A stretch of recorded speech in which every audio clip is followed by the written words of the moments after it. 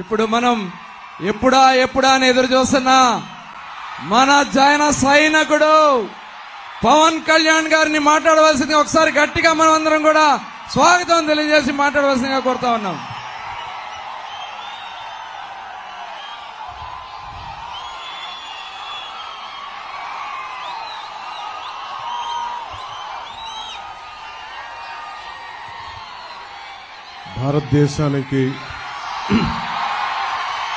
భారతదేశానికి జాతీయ జెండాని రూపకల్పన చేసి మనకి బందర్కి అత్యంత పేరు తెచ్చిన స్ఫూర్తిదాత స్ఫూర్తి ప్రదాత పింగళి వెంకయ్య గారికి పాదాభివందనాలు చేసుకుంటూ నమస్కారాలు చేసుకుంటూ సభను ప్రారంభిస్తున్నాను.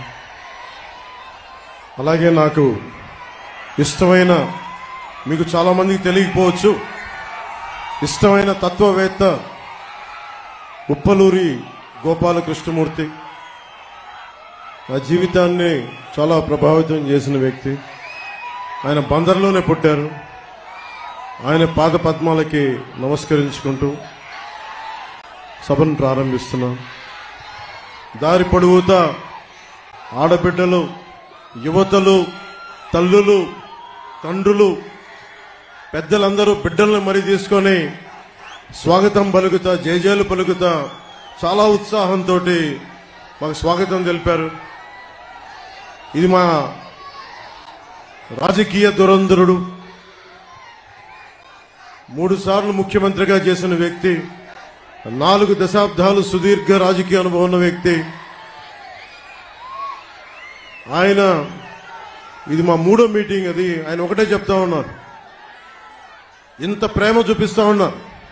ఈ ప్రేమ చూస్తున్న ప్రజలందరికీ అహర్నిశలు మనం ఎన్నికల్లో బలమైన మెజారిటీతో గెలవగానే అహర్నిశలు ఆఖరి శ్వాస వరకు మనం కష్టపడి పనిచేద్దాం, మీ భవిష్యత్తుని బంగారు భవిష్యత్తుగా చేద్దామని చెప్పి మాట్లాడుకుంటా అని చెప్తా వచ్చారు.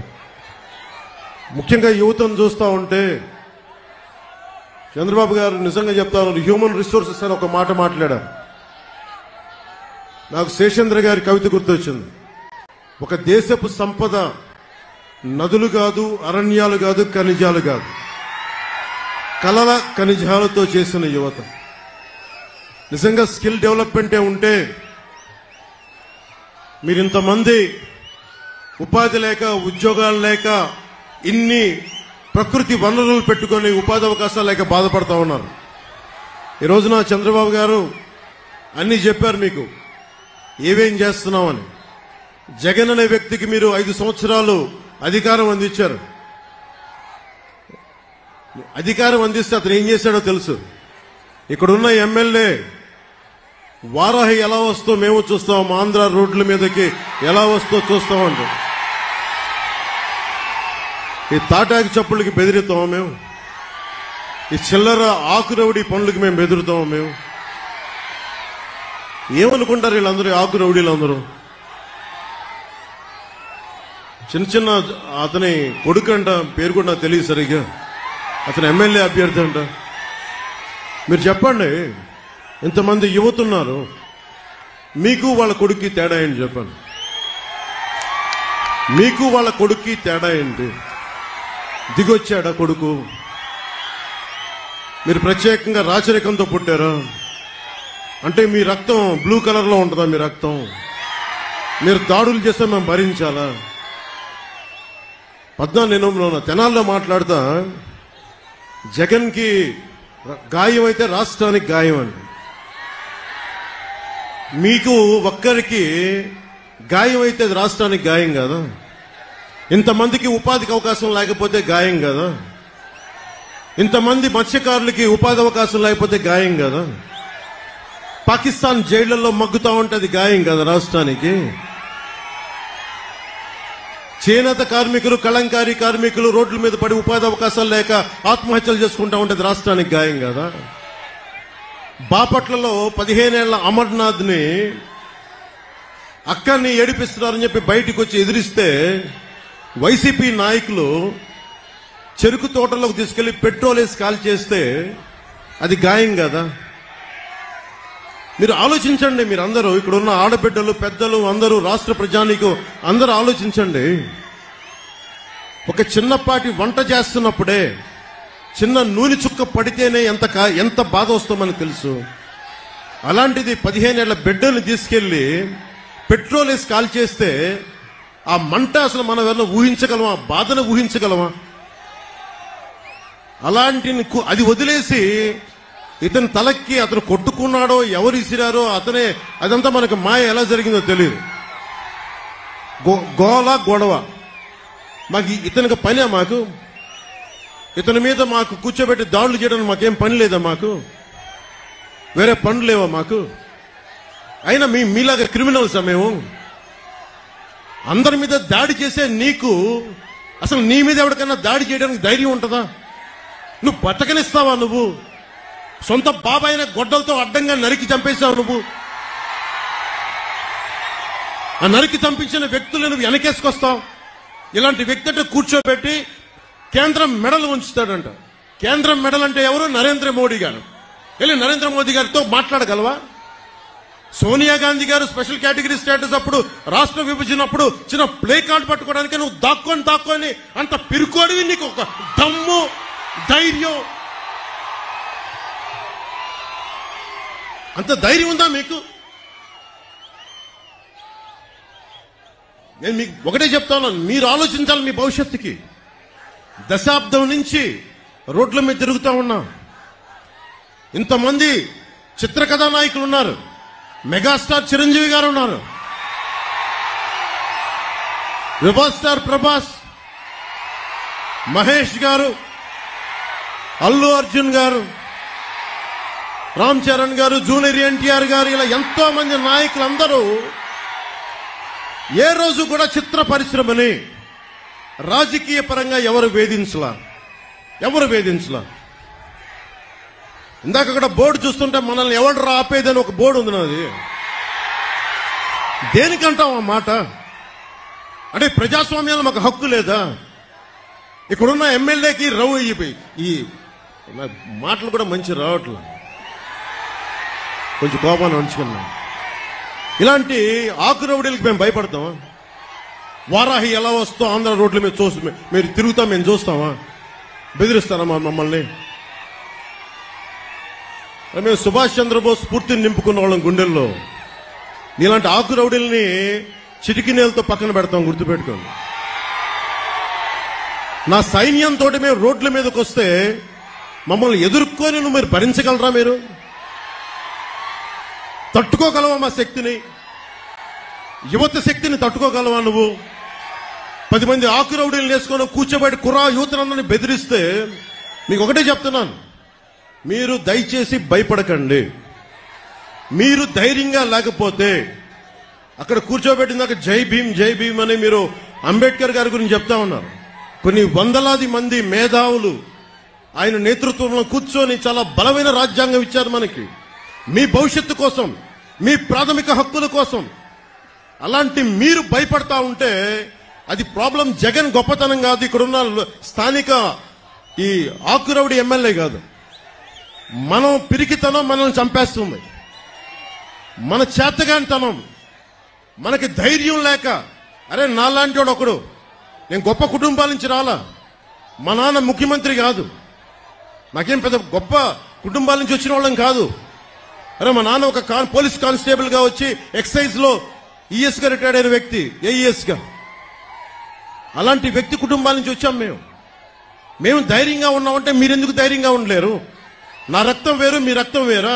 నా గుండె వేరు, మీ గుండె వేరా?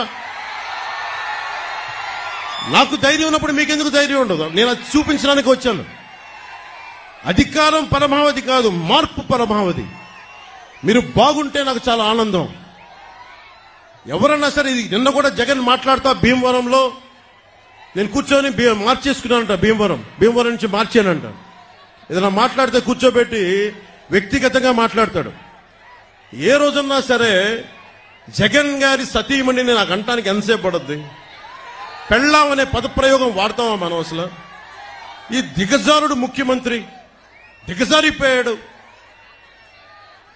నేను నిన్నే చెప్పాను, పొద్దున్న ఇందాక చెప్పాను, ఇతని మీద ఎలక్షన్ కమిషన్ కంప్లైంట్ చేయండి, దిగజారిగిపోయేలా మాట్లాడుతున్నాడని. కాదు, పెళ్ళాం అనే పదప్రయోగాన్ని మనం మాట్లాడతామా? అసలు ఆ స్థాయికి పబ్లిక్ డిబేట్ ముఖ్యమంత్రి అతను ఏంటో నాకు అర్థం కాదు. మీరు ఆలోచించండి ఒకసారి. అరే, సొంత చెల్లికే గౌరవం ఇవ్వనివాడు, సొంత చెల్లి వ్యక్తిగత జీవితాన్ని రోడ్ల మీద పెట్టేవాడు. దీన్ని మీరు ఆలోచించండి ఒకసారి. సొంత చెల్లిని కూడా దారుణంగా నిందించేవాడు, గోడకేసి కొట్టేవాడు. సునీత గారు వైరాలజిస్ట్, ఆవిడని కూడా ఇబ్బంది పెట్టేసేవాడు. చంద్రబాబు గారు ముఖ్యమంత్రిగా ఉన్నప్పుడు ఏ రోజున్నా సరే ఆయన నిజంగా జగన్ లాగా ఉంటే అసలు జగన్ తిరగలిగేవాడా? రోడ్ల మీద తిరగలిగేవాడా? ఆయన నిజంగా ఎంతో చాలా వరకు ప్రజాస్వామ్యాన్ని పరిరక్షించే వ్యక్తి. నేను కూడా ఆయనతో విభేదించాను, నన్నేం ఆపలేదు, ఎక్కడ నాకేం పోలీస్ ప్రొటెక్షన్ తగ్గించలేదే, నాకెక్కడ పర్మిషన్ డినై చేయలేదే. అందుకే నాకు ఆయనంటే గౌరవం. ప్రతి నాయకుడికి ఇంకొక విభేదాలు ఉంటాయి పాలసీ పరంగా, అవి ప్రజలకు సంబంధించి తప్ప ఏ రోజు కూడా ఆయన కూర్చొని అప్రజాస్వామికంగా ఆయన ప్రవర్తించలే. జగన్ ఈ రోజు కూర్చొని మేము రోడ్ల మీదకి రావాలంటే అన్ని ఆంక్షలు పెడతాడు, అతనే కొట్టుకొని మా మీద నెపం పెడతాడు. ఇంకొకసారి జగన్ని మీరు కేవలం వచ్చే ఎన్నికలు కాదు, రాజకీయాల్లో అతను పక్కన పెట్టకపోతే ఆంధ్రప్రదేశ్ కాదు దేశానికి కూడా ఇలాంటి నాయకులు చీడ పురుగులు. మీరు దయచేసి బలంగా పెట్టుకోండి. మీరు గనుక బయటికి వచ్చి బలంగా ఈ రోజున చిన్న చిన్న ఉత్సాహం కాదు, పాలపొంగులకు రాకుండా నిజంగా లోతుగా అధ్యయనం చేయండి. మీ భవిష్యత్తు ఇది. నా భవిష్యత్తుకి ఇబ్బంది లేదు, చంద్రబాబు గారి భవిష్యత్తుకి ఇబ్బంది లేదు, ఆయన కుటుంబానికి ఇబ్బంది లేదు. కానీ ఇన్ని కోట్ల మంది ప్రజల భవిష్యత్తుని ఒకళ్ళు బాధ్యత తీసుకోవాలంటే చాలా కష్టమైన పని. మా సైజులు మేము తగ్గించుకున్నాం. చంద్రబాబు గారు దాదాపు ఎన్డీఏ కన్వీనర్ గా ఉండి, జాతీయ స్థాయిలో ఎన్డీఏ కన్వీనర్ గా ఉండి ప్రభుత్వాలు నడిపి కేంద్ర ప్రభుత్వానికి కీలకమైన వ్యక్తిగా ఉండి ఈ రోజున తగ్గి ఆయనకి ఎమ్మెల్యేలు కుదించుకొని తగ్గించుకొని వచ్చారు. అలాగే నాకు కూడా ఓట్ పర్సంటేజ్ పెరిగి కూడా నేను తగ్గించుకున్నాం. మనకి బలమైన బందర్ను కూడా తెలుగుదేశం పార్టీకి వదిలేసాం ఈ రోజున కొల్లు రవీంద్ర గారిని గెలిపించడానికి. దీనికి కారణం ఏంటంటే ఓటు చీలకూడదు. ఎందుకు చీలకూడదు? మీ భవిష్యత్తు కోసం, మీకోసం పనిచేసే వాళ్ళు కావాలి, రైతాంగాని కోసం నిలబడగలిగే వాళ్ళు కావాలి, మత్స్యకారుల కోసం నిలబడగలిగే వాళ్ళు కావాలి, అలాగే కూర్చోబెట్టే యువతకి ఉపాధి అవకాశాల కోసం నిలబడగలిగే వాళ్ళు కావాలి. అసెంబ్లీ అంటే బూతులు తిట్టేవాళ్ళు, వ్యక్తిగత జీవితాన్ని నిందించేవాళ్ళు మీ భవిష్యత్తు కోసం ఎప్పుడు ఆలోచిస్తారు? నిజంగా చెప్తున్నాను, మేము మీకోసం మీరు ఊహించుకోండి. ఫస్ట్ టైం అసెంబ్లీలో 5 సంవత్సరాల తర్వాత డిబేట్స్ చాలా ఆరోగ్యవంతంగా ఉంటాయి. రోడ్లు, మౌలిక వసతులు, కనీసం రోజుకి మనకి కనీసం కొన్ని బిందెలు నీళ్లు వచ్చేలాగా ప్రతి ఇంటికి ఇవన్నీ చేయగలం మేము కూర్చోబెట్టి. అందుకని మీ భవిష్యత్తు కోసం వచ్చాం ఈ రోజున. ఎవ్వరికి సరదా కాదు, ఇదంతా తగ్గించుకొని మరీ వచ్చాం. మనకి బందర్ ఎంపీగా మనకి వల్లభనేని బాలశౌరి గారు పోటీ చేస్తున్నారు గాజు గ్లాస్ గుర్తు మీద. కొల్లు రవీంద్ర గారు సైకిల్ గుర్తు మీద మనకి తెలుగుదేశం నుంచి పోటీ చేస్తా ఉన్నారు. జగన్కి ఏదైనా మాట్లాడితే మండదా అని మాట్లాడతారు. జగన్ నీకు ఎందుకు మండదు మేము చెప్తాం నీకు. జగన్కి రాయేసినందుకు చాలా మండిందంట.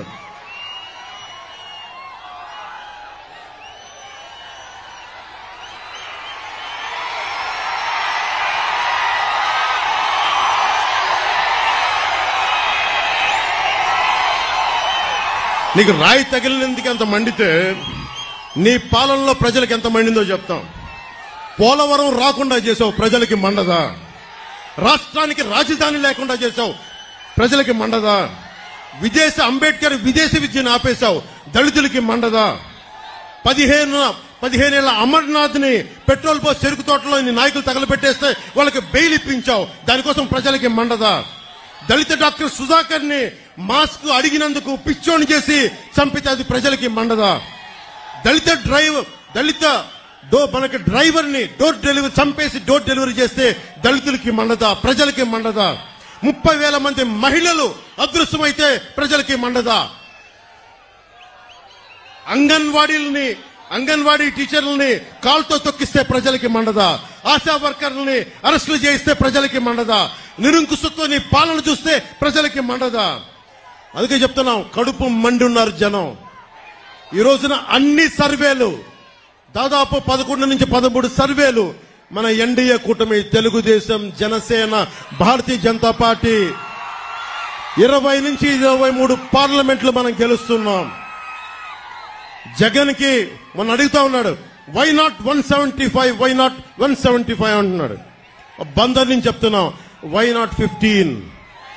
150కి వచ్చిన ఒక్కటి కొడితే 15 చాలు జగన్ కి, 15 చాలు జగన్ కి. మీరు ఆలోచించండి, మీ భవిష్యత్తు కోసం. కులాలకి దాటి జగన్ కులాలను లేపుతాడు. చంద్రబాబు గారి సామాజిక వర్గం చేత తిట్టిస్తాడు, నన్నేమో నా సామాజిక వర్గం చేత తిట్టిస్తాడు. ప్రతి ఒక్కరిని వారి వారి కులాల చేత తిట్టిస్తాడు. ఇక్కడున్న ఈ ఆకు రౌడీని అడుగుతా, ఆకు రౌడీ ఎమ్మెల్యేని అడుగుతున్నా, నేను నీ కులం అయితే నీకు నోరు అలుసా? నీకు మేము కాపు అని చెప్పి బూతులు తిడతావా? నువ్వు ఏమనుకోలేదు, బలుపు అనుకోవాలా? ఏమనుకోవాలి? వెళ్ళి నువ్వు ఊడిగం చేసుకో, అక్కడికి వెళ్ళి జగన్ దగ్గరికి వెళ్ళి ఊడిగం చేసుకో, కుక్క పిల్లలాగా కూర్చొని పాకు. మమ్మల్ని మాట్లాడకు, జాగ్రత్త. ఒళ్ళు దగ్గర పెట్టుకొని మాట్లాడు, ఎక్కువ మాట్లాడుకో. తమాషాలుగా ఉంది ఒక్కొక్కడికి, కడుపు మండదా మాకు. మర్యాదగా మాట్లాడతాం, మర్యాద ఇస్తాం, మర్యాద నిలబెట్టుకో. పిచ్చి పిచ్చి వాగుళ్ళు వాక్కండి ఒక్కొక్కళ్ళు. మా కసులు లేక కాదు, ప్రజాస్వామ్య విధానాన్ని గౌరవిస్తాం. దాన్ని దృష్టిలో పెట్టుకొని మాట్లాడండి. ఒళ్ళు నోరు ఇష్టం వచ్చినట్టుగా పడేయకండి. చెప్తున్నా, 25 సంవత్సరాలు నా జీవితాన్ని రాజకీయాలకి పెడతా ఉన్నాను. ఆంధ్రప్రదేశ్ బాగుండాలి, దేశం బాగుండాలి, తెలుగు ప్రజల ఐక్యత బాగుండాలి. మీరు మాతో గొడవ పెట్టుకోవడం అంటే నీ బిడ్డలతో సహా 25 సంవత్సరాలు నేను చచ్చే వరకు నాతో గొడవ పెట్టుకోవడం గుర్తుపెట్టుకో. చాలా సహనం మాకు, చాలా సహనం. చంద్రబాబు గారు నిజంగా చెప్తున్నాను, ఆయన కక్ష పూర్తి ధోరణి ఉంటే పెద్దిరెడ్డి రామచంద్రారెడ్డి అనే వ్యక్తి వచ్చేవాడు కాదు. ఎప్పుడు ఆయన చేసిన అక్రమ కేసులు ఎప్పుడో లోపల పెట్టించేవారు. ఆయన పెద్ద మనసు వదిలేశారు ఆయన. అలాగే చెప్తా ఉన్నాను, ఈ రోజున పెద్దిరెడ్డి రామచంద్రారెడ్డి గారు కానీ, మిథున్ రెడ్డి గారు కానీ, వాళ్ళకంట కూర్చోబెట్టి వాళ్ళ ఏరియాలో ఎవరు రాకూడదంటారు. వాళ్ళ నియోజకవర్గాల్లో ఎవరు వచ్చినా వాళ్ళు ఊరుకోరంటారు. వాళ్ళు వచ్చి రాష్ట్రం అంతా కెలకొచ్చే మీరందరూ రాష్ట్రంలో పిఠాపురం దగ్గర నుంచి బందర్ దగ్గర నుంచి అన్ని మానవ వనరులు, అన్ని సహజ వనరుల్లో మీరు ఏళ్లు పెట్టండి. మేము చూస్తూ కూర్చుంటాం, చేతులు కట్టుకొని, నోట్లో ఏళ్లు పెట్టుకొని. చూపిస్తాం మీకు భవిష్యత్తులో మీకు ఎలా ఉంటుందో, మీకు అన్యాయం మీద తిరగబడితే ఎలా ఉంటుందో మీకు చూపిస్తాం. మీకు ముఖ్యంగా యువతకి చెప్తున్నాను, మీరు కులాల్ని దాటి రండి, జిల్లాల్ని దాటి రండి, ప్రాంతాల్ని దాటి రండి. చంద్రబాబు గారికి ఒకటే చెప్పాం, మీరు కుల గణాంకాలు తీస్తా ఉన్నారు సార్. మనం అందరం కుల గణాంకాలతో పాటు స్కిల్ డెవలప్మెంట్ గణాంకాలు తీయాలి. ఇంతమంది యువతున్నారు, మీరున్నారు ఇక్కడ, 2000 చూపిస్తా ఉన్నారు, పిడికిలు చూపిస్తా ఉన్నారు.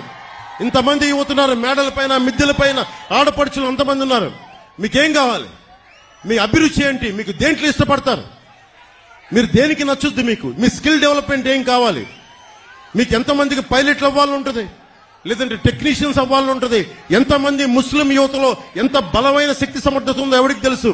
మత్స్యకారుల్లో గొప్ప గజేతగాళ్ళు ఉన్నారేమో, మనకి ఒలింపిక్స్ వెళ్ళగలిగే గజేతగాళ్ళు ఉన్నారేమో, ఎవరికి తెలుసు. అది ఎతికితే కానీ సమర్థత బయటికి రాదు. చంద్రబాబు గారిని ఒకటే అడిగాను, ఆయన కూడా ప్రామిస్ చేశారు, రాగానే కుల గణాంకాలతో పాటు మీ ప్రతిభ, సమర్థత, మీ అభిరుచి గణాంకాలు కూడా తీస్తాం. 2047కి దేశం అత్యంత సూపర్ పవర్ రావాలి ప్రపంచంలోనే. అంటే ఇందాక చెప్పినట్టుగా యువతే ఈ దేశానికి నిజమైన సంపద. మిమ్మల్ని పెంచుకోకపోతే, అంటే యువతరం తాలూకు శక్తి ఎప్పుడు తెలుస్తుంట, తాతకి చేతి కర్ర అవసరం వచ్చినప్పుడే మనవడి విలువ తెలుస్తుంట. నాయకులు పెద్దోళ్ళు అయిపోతుంటే యువత కావాలి. నిజంగా నేను మీకోసం, చంద్రబాబు గారు మహా దార్శనికుడు. ఈ మధ్య నేను ప్రతిసారి మాదాపూర్కి వెళ్తున్నప్పుడు, నేను లేట్ 99లో చూస్తున్నప్పుడు ఆయన 2020 విజన్ కి ఎలా జరుగుద్ది, ఏం జరుగుద్ది అని అనుకునేవాడిని.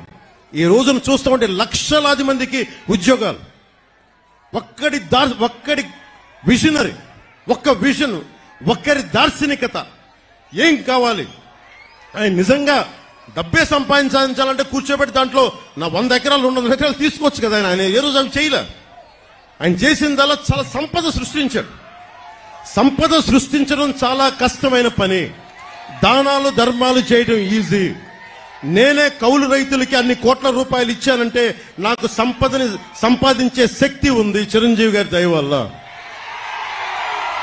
ఆయన ఒక స్కిల్ డెవలప్మెంట్ నాకు ఇస్తే ఆ సంపదను సంపాదించి కౌలు రైతులకి పెట్టగలిగాను. నేనే ఇన్ని కోట్లు సంపాదించి కౌలు రైతులకి ఇస్తే ఇంతమంది యువతకి స్కిల్ డెవలప్మెంట్ కి రేపొద్దున మన ఎన్డీఏ ప్రభుత్వం ఆయన అనుభవంతో కనుక వస్తే ఎంతమంది చేయగలరు? ఇందాక చంద్రబాబు గారు నేను కారులో మాట్లాడుకుంటుంటే కార్పొరేట్ సోషల్ రెస్పాన్సిబిలిటీతో పాటు నిజంగా డబ్బు సంపాదించిన ప్రతి ఒక్కళ్ళు టాప్ 10 పీపుల్ 10% మంది అట్టడుగు వర్గాల్లో ఉన్న 30% నిజంగా సంపద క్రియేట్ చేయగలిగితే వారిని చేయి నడిపించి తీసుకెళ్తే ఎంత అద్భుతంగా ఉంటుంది. ప్రధానమంత్రి మోదీ గారు అదే కోరుకుంటా ఉన్నారు. అట్టడుగు స్థాయిలో ఉన్న పేదరికులు ఉన్న వాళ్ళకి సంపదన పనులు చేయాలని, సంపాదన ఇవ్వాలి, వాళ్ళకి సంపాదన పనులు చేయాలని ఆ దిశగా మేము అడుగులు ఇస్తున్నాం. ఆ దిశగా మేము ముందుకెళ్తున్నాం. మీకోసం 2.5 దశాబ్దాలు పనిచేయడానికి మేమందరం సిద్ధంగా ఉన్నాం. 2047 ఇక్కడున్న యువత ఆ రోజు 2047కి అందరూ 25 ఏళ్ల యువకులు అయిపోతారు. మీరందరికీ 40-50 ఏళ్ళు వచ్చేస్తాయి. మీ భవిష్యత్తు 5 సంవత్సరాలు కాదు. ఈ ఎన్నిక, ఈ ఓట్లు చాలా మీ భవిష్యత్తుకు నిర్దేశించేవి.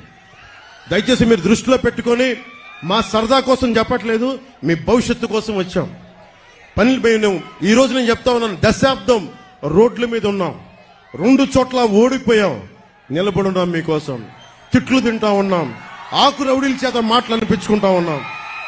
అందుకని దయచేసి మీరందరూ మీ భవిష్యత్తును ఆలోచించి బాలశౌరి గారిని బల్లమైన మెజారిటీ తోటి గెలిపించండి. గాజు గ్లాస్ గుర్తు మీద కొల్లు రవీంద్ర గారిని మనకి తెలుగుదేశం పార్టీ సైకిల్ గుర్తు మీద గెలిపించండి. చంద్రబాబు గారు ఒక రాజకీయ దురంధరుడు, అనుభవజ్ఞుడు. ఆయనకి నిజంగా ఆయన అనుభవం చాలా చాలా రాష్ట్రానికి అవసరం. అది ఉంటేనే నేను చెప్పేది, నాకు సత్తా ఉంది, పోరాట శక్తి ఉంది, కానీ నాకు కావాల్సిన అనుభవం కావాలి. ఆ అనుభవం ఆయన దగ్గర ఉంది. జనసేన పోరాట పటిమ, తెలుగుదేశం పార్టీ నిర్మాణం తాలూకు శక్తి, చంద్రబాబు గారి నాయకత్వం తాలూకు అనుభవం, మోడీ గారి ఆశీస్సులు ఇవన్నీ కలిపి ఆంధ్రప్రదేశ్ ని అత్యంత అద్భుతంగా స్వర్ణాంధ్రప్రదేశ్ గా చేస్తాయని మనస్ఫూర్తిగా మీ అందరికీ తెలియజేసుకుంటూ మీ అందరికీ ధన్యవాదాలు తెలుపుకుంటూ, మనస్ఫూర్తిగా మీ అందరికీ పేరు పేరున ధన్యవాదాలు తెలుపుకుంటూ, ఆడపడుచులకి, అక్క చెల్లెలకి, తల్లులకి అందరికీ వందనాలు పలుకుతూ మీ అందరికీ చేతులెత్తి మొక్కుతూ సెలవు తీసుకున్నాను. తెలుగుదేశానికి జయము జయము, భారతీయ జనతా పార్టీకి జయము జయము, జనసేనకి జయము జయము. ప్రజలందరికీ, ఆంధ్రప్రదేశ్ రాష్ట్ర ప్రజలందరికీ, తెలుగు ప్రజలందరికీ దిగ్విజయం కలుగా. జై జనసేన, జై తెలుగుదేశం, జై బీజేపీ, జై హింద్.